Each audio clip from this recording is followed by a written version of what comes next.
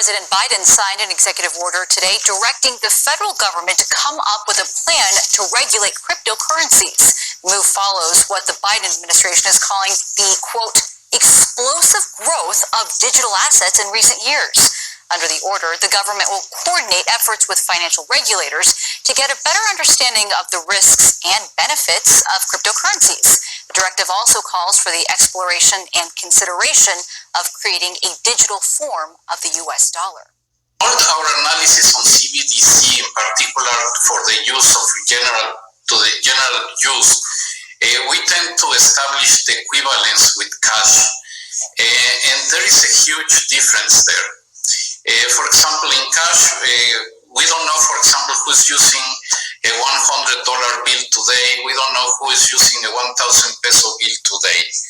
A key difference with the CBDC is that central bank will have absolute control. Central bank will have absolute control. Central bank will have absolute control on the rules and regulations that will determine the use of that expression of central bank liability. And also, we will have the technology to enforce that.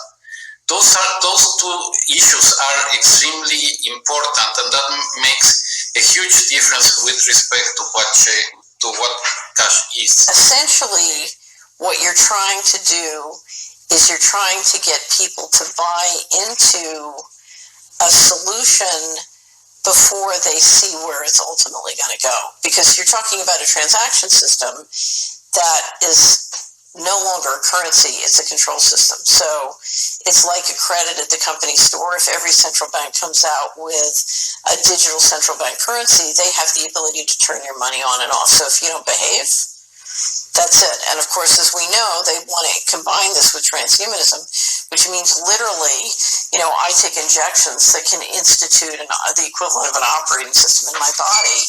And so I'm hooked up to the financial system, literally, physically. Create the equivalent of an operating system and a receiver, and you can literally hook everybody up to the cloud. And that includes hooking them up in a way that their transaction system, the Bible calls it the mark of the beast, is one way people know this up, but you're basically talking about being able to digitally identify and track people in connection with their financial transactions. So it's a world of zero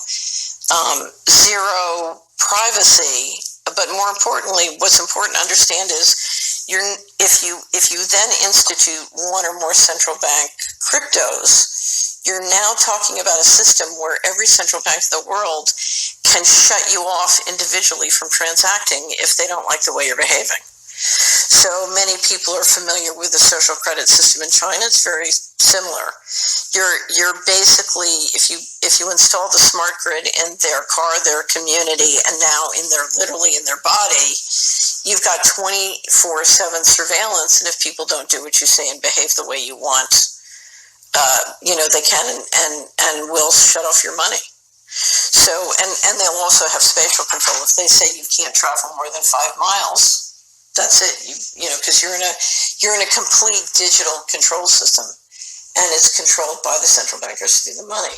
We're digitizing everything, but it includes the human body as well and the human mind. So this system comes with complete control not only of your ability to transact financially, which is hooked up to your body, but very sophisticated mind control technology through the media and those cloud connections.